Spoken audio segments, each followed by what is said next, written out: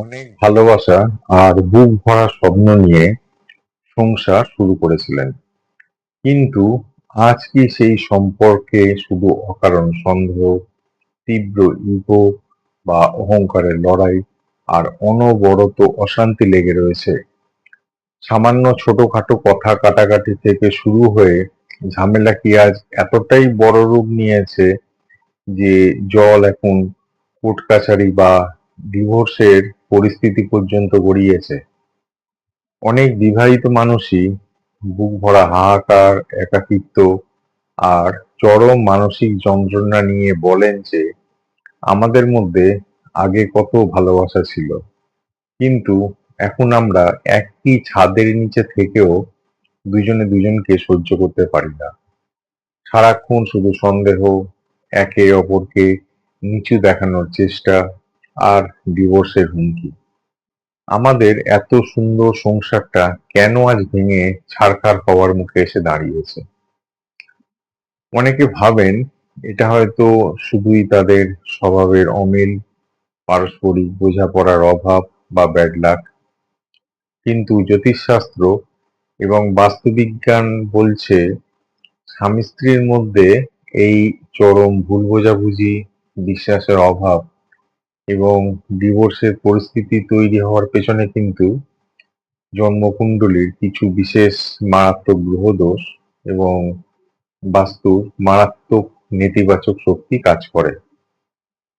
আজকের ভিডিওতে আমরা জানবো দাম্পত্যে এই বিষ ছড়ানোর পেছনের আসল কারণ কি, এবং কোর্ট কাছারি বা ডিভোর্স আটকে সংসারকে আবার ভালোবাসায় ভরিয়ে তোলার সবচেয়ে শক্তিশালী ঘরোয়া টোটকাগুলো কি কি।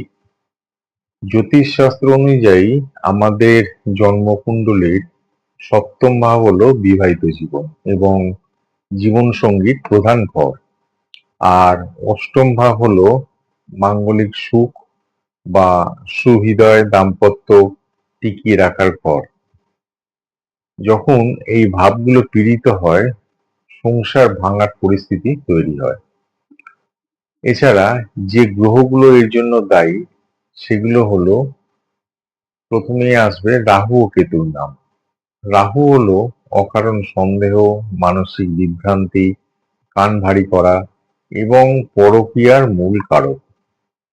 এখন সপ্তম ঘরে রাহুর শুভ প্রভাব থাকলে পার্টনারের মনে এক অদ্ভুত কুসংস্কার বা সন্দেহ তৈরি হয়। পার্টনারের কোনো কথাই তখন বিশ্বাস হতে চায় না। এবারে আসি সূর্য ও মঙ্গলের কথায়। সূর্য বা রবি হলো তীব্র ইগো, অহংকার এবং একগুঁয়েমির কারক। আর মঙ্গল হলো রাগ ও জেদের কারক।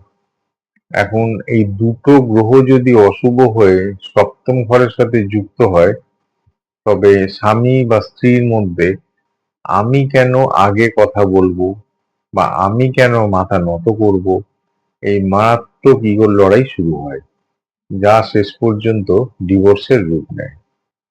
এবার আসি শনিদেবের কথায়। শনি যদি সপ্তম ঘরে ক্রূর দৃষ্টি দেয়, তবে সম্পর্কের ভেতরের সমস্ত রস বা প্রেম শুকিয়ে যায়। স্বামী স্ত্রীর মধ্যে এক দীর্ঘস্থায়ী দূরত্ব এবং একাকিত্ব তৈরি হয়। এখন ডিভোর্সের মতো ভয়ঙ্কর পরিস্থিতি থেকে নিজের সংসারকে বাঁচাতে এবং স্বামী স্ত্রীর মধ্যে হারানো বিশ্বাস ও প্রেম ফিরিয়ে আনতে চারটে ঘরোয়া টোটকা আপনাদেরকে বলছি।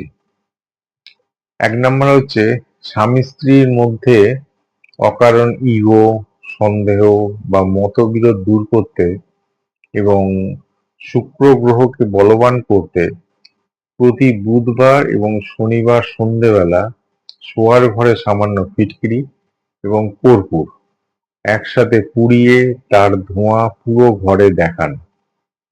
এটি ঘরের নেতিবাচক এনার্জি দূর করবে এবং আপনাদের ভেতরের ক্ষোভ শান্ত করতে কাজ করবে। ২ নাম্বার হচ্ছে, যদি স্বামী স্ত্রীর মধ্যে কথা বলা একদম বন্ধ থাকে বা চরম অশান্তি চলে, তবে রাতে ঘুমানোর সময় স্বামীর বালিশের নিচে সামান্য একটু সাদা চন্দন কাঠ বা চন্দনের গুঁড়ো এবং স্ত্রীর বালিশের নিচে সামান্য একটু কেশর রেখে দিতে পারেন।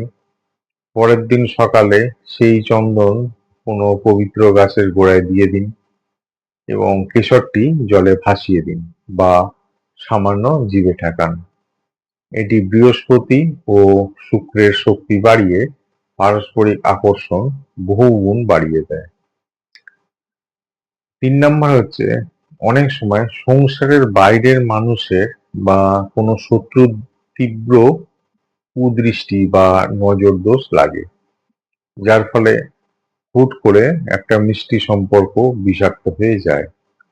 এখন এই নেতিবাচক শক্তি দূর করতে প্রতিদিন সকালবেলা ঘর মোছার জলে সামান্য সামুদ্রিক লবণ বা সন্দক লবণ মিশিয়ে পুরো ঘর ভালো করে মুছে নেবেন।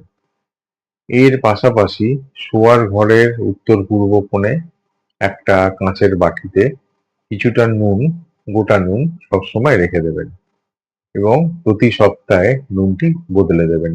৪ নাম্বার পয়েন্টটা হচ্ছে, প্রতি সোমবার স্বামী বা স্ত্রী অথবা দুজনে একসাথে কোনো শিব মন্দিরে যান।